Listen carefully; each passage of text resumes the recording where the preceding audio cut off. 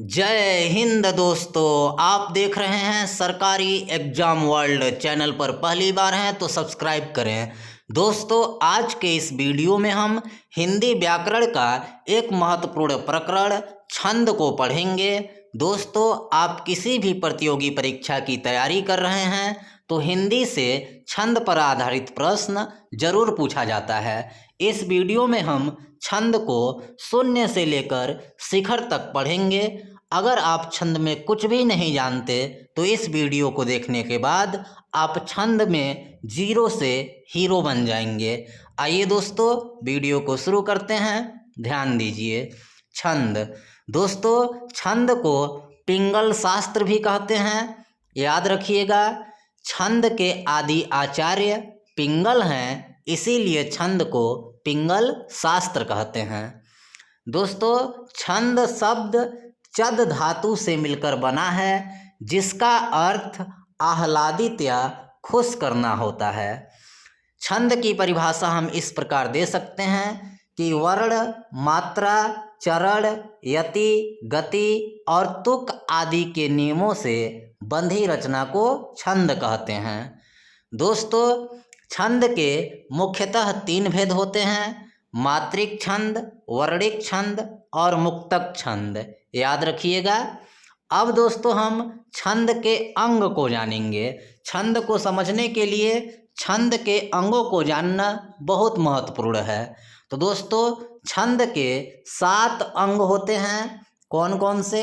वर्ण, मात्रा, चरण, यति, गति, तुक, गढ़। जितना कठिन आप छंद को समझ रहे हैं उतना कठिन नहीं है, बस आप वीडियो में बने रहिए। सबसे पहले दोस्तों, हम वर्ण जानेंगे। वर्ण क्या होता है? दोस्तों, आप जानते होंगे कि अक्षर को ही वर्ण कहते हैं। जैसे एक शब्द है कमल, यह 3 वर्णों से मिलकर बना है, क म ल। वर्ण समझ गए दोस्तों? वर्ण यानी अक्षर। मात्रा, अ से लेकर औ तक। हिंदी में जो अ से लेकर औ तक की ध्वनियाँ हैं, यह मात्रा कहलाती है। याद रखिएगा, मात्रा 2 प्रकार के होते हैं।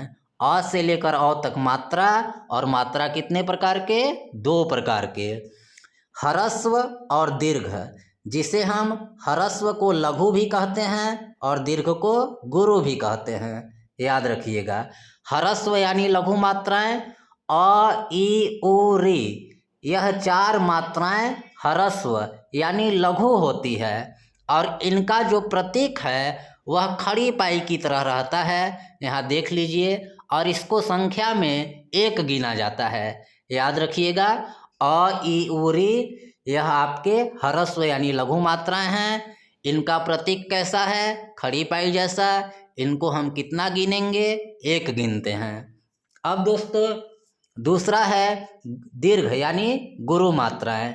इन 4 को छोड़कर, अ, ई, उ, री को छोड़कर जो बाकी हैं, आ, दीर्घ ई, दीर्घ उ, ए, ऐ, ओ, औ, यह 7 मात्राएं दीर्घ यानी गुरु होती है, और इनका प्रतीक अंग्रेजी के यस की तरह होता है। यहाँ देख लीजिए, और दीर्घ मात्राओं को संख्या में 2 गिना जाता है।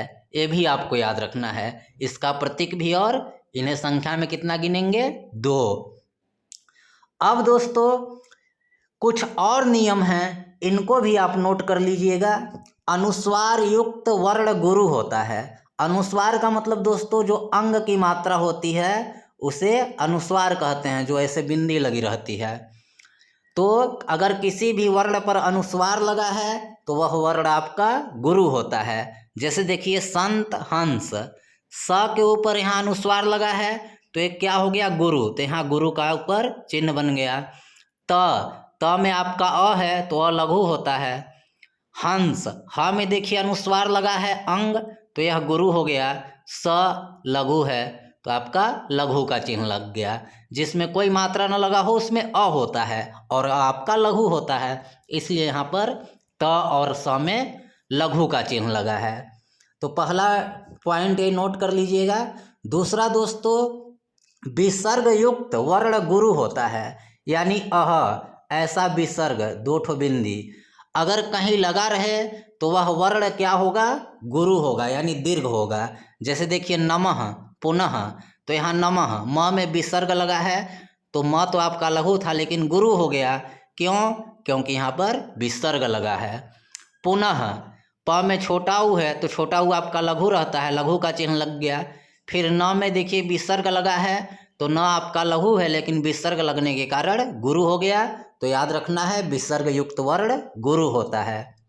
तीसरा पॉइंट दोस्तों, चंद्र बिंदु युक्त वर्ण लघु होता है। चंद्र बिंदु का मतलब ऐसा आधा चांद और ऊपर बिंदु, जैसे गांव में देखिए चंद्र बिंदु लगा है, तो अगर किसी वर्ण पर चंद्र बिंदु लगा है तो वह वर्ण क्या होगा, लघु होगा। जैसे देखिए हंस, ह के ऊपर चंद्र बिंदु है तो लघु हो गया।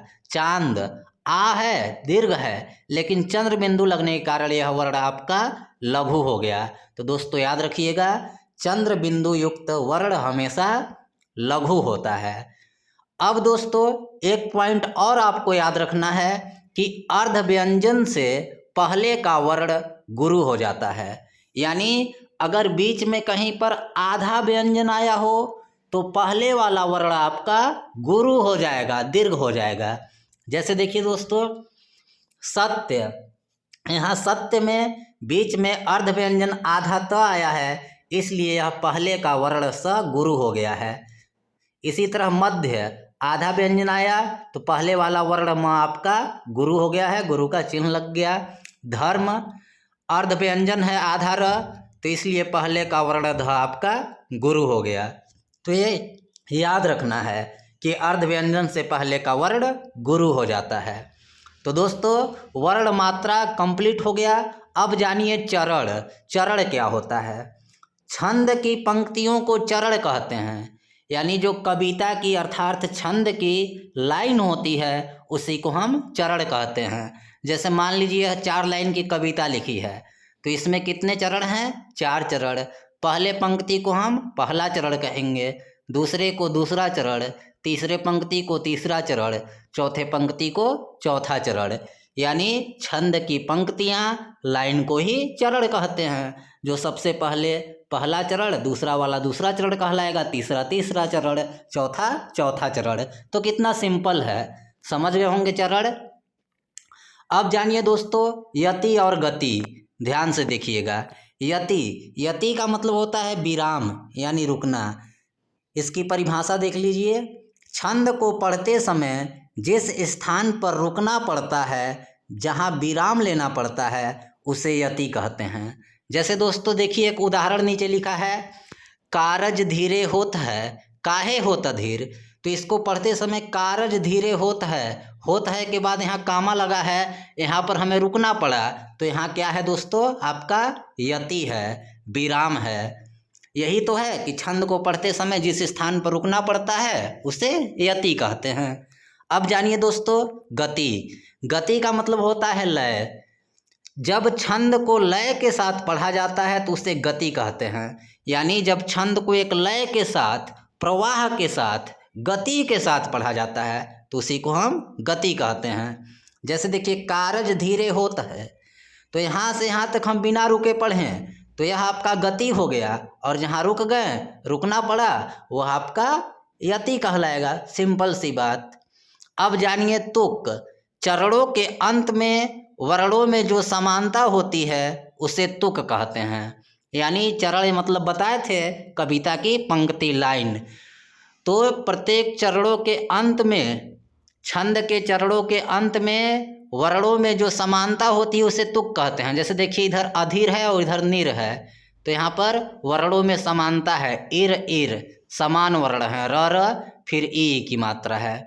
समझ गए होंगे दोस्तों यहाँ तक। तुक यानी अंत में, प्रत्येक चरण के अंत में जो वर्णों की समानता होती है उसे ही हम तुक कहते हैं। यहाँ तक क्लियर हो गया दोस्तों। अब जैसा कि आप जाने छंद के 3 भेद होते हैं, मात्रिक छंद, वर्णवृत्त छंद और मुक्तक छंद। तो हम सबसे पहले मात्रिक छंद पढ़ेंगे। यही आपके एग्जाम्स के लिए इम्पॉर्टेंट है, यहीं से प्रश्न बनते हैं। तो दोस्तों मात्रिक छंद के प्रकार जान लेते हैं। सिंपल सी बात है, समझ जाएंगे, कठिन नहीं है। इसके बाद शुरू करते हैं। सममात्रिक छंद। सबसे पहले दोस्तों सममात्रिक छंद, फिर अर्ध सममात्रिक छंद, फिर विषम मात्रिक छंद। यह होता क्या है समझिए। सममात्रिक छंद, जिस छंद के प्रत्येक चरण में बराबर मात्राएं होती हैं उसे सममात्रिक छंद कहते हैं। सम मतलब बराबर, मात्रिक मतलब मात्राओं वाला, छंद मतलब छंद। यानी जिस छंद के प्रत्येक चरण में बराबर मात्राएं हो वह आपकी सममात्रिक छंद कहलाएगी। फिर है अर्ध सममात्रिक छंद। ये क्या होता है? जिस छंद के पहले और तीसरे तथा दूसरे और चौथे चरण में बराबर मात्राएं होती हैं वह आपका अर्ध सममात्रिक छंद कहलाता है। यानी आधी मात्राएं बराबर होती है, पहली चरण की और तीसरी चरण की, दूसरी चरण की और चौथी चरण की मात्राएं बराबर होती है, ऐसा छंद अर्ध सममात्रिक छंद होता है। फिर दोस्तों विषम मात्रिक छंद, जिस छंद में 4 से अधिक चरण होते हैं, यानी जिस छंद में 4 से ज़्यादा पंक्ति हो, लाइन हो, वह आपका विषम मात्रिक छंद कहलाता है। कितना सिंपल है दोस्तों। अब दोस्तों हम सममात्रिक छंद का पहला छंद दोहा देखेंगे। दोहा अर्ध सममात्रिक छंद है। अभी मैंने बताया आपको अर्ध सममात्रिक क्या होता है। पहला और तीसरे चरण की मात्राएं बराबर होती है, दूसरे और चौथे चरण की मात्राएं बराबर होती है, तो दोहा अर्ध सममात्रिक छंद है। ये आपको याद रखना है। और इसके पहले और तीसरे चरण में 13-13 मात्राएं, पहले और तीसरे चरण में 13-13 मात्राएं, दूसरे और चौथे चरण में 11-11 मात्राएं होती हैं। जैसे दोस्तों देखिए यहाँ पर दोहा का एक उदाहरण है और इसके ऊपर मात्रा लगा दिया गया है। मात्रा लगाने का मैंने नियम आपको भी पढ़ा ही दिया। तो जब हम इन मात्राओं की गणना करेंगे तो हमें लघु को कितना गिनना है, 1, और गुरु को 2। तो प्रत्येक चरण में, यानी इसके पहले और तीसरे चरण में, पहला चरण कौन सा हो गया दोस्तों? बड़ा हुआ तो क्या हुआ, यह आपका पहला चरण हो गया। जैसे पेड़ खजूर दूसरा चरण, पंथी को छाया नहीं तीसरा चरण, फल लागे अति दूर चौथा चरण। तो इसका पहला और तीसरा चरण ये दोनों में 13-13 मात्राएं होंगी, गिनने पर आपको मालूम चल जाएगा। और इसकी जो दूसरी और चौथी चरण है, यानी यह वाला और यह वाला, इसमें आपकी 11-11 मात्राएं हैं। जब आप गिनेंगे तो पता लगेगा।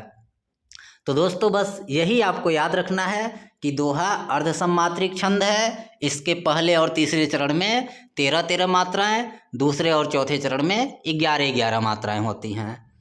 अब दोस्तों आप जानिए सोरठा। सोरठा भी आपका अर्ध सममात्रिक छंद है। इसको आपको अलग से याद नहीं करना है। सोरठा के लिए बस एक लाइन याद रखना है कि यह दोहा का उल्टा होता है। कैसे उल्टा होता है दोस्तों? देखिए हमने दोहा में क्या देखा कि इसके पहले और तीसरे चरण में 13-13, दूसरे चौथे चरण में 11-11, लेकिन यहाँ पर क्या होगा? पहले और तीसरे चरण में 11-11 और दूसरे और चौथे चरण में 13-13 मात्राएं होती हैं। यह आपका सोरठा हो गया दोस्तों। यहाँ सोरठा का उदाहरण है। मात्रा लगाने मैंने आपको बता दिया। आप जब मात्रा लगाएंगे इस उदाहरण में तो आपका पहले और तीसरे चरण में 11-11, दूसरे और चौथे चरण में 13-13 मात्राएं आएंगी। ये आपका सोरठा छंद हो गया। कितना सिंपल है दोस्तों। काफ़ी मेहनत करके वीडियो बनाया है, ईमानदारी के साथ। आप भी चैनल को ज़रूर सब्सक्राइब कीजिए। अब दोस्तों चौपाई।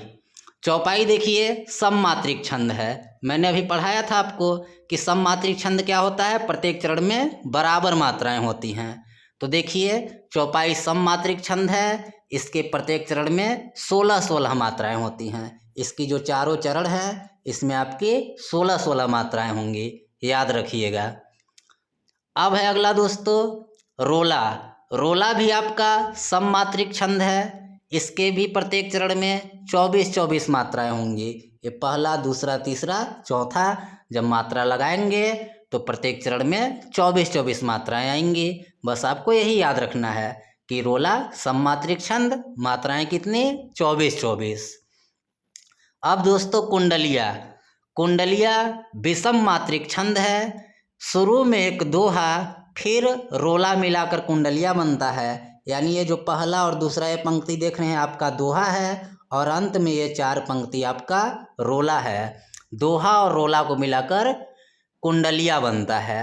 दोस्तों कुंडलिया विषम मात्रिक छंद है। क्यों विषम मात्रिक छंद है? मैंने बताया था कि जिस छंद में 4 से अधिक चरण होते हैं वह विषम मात्रिक छंद होता है। तो इसमें 4 से अधिक 6 चरण है। देखिए तो यह आपका विषम मात्रिक छंद है और शुरू में दोहा और एक रोला मिलकर कुंडलिया बनता है।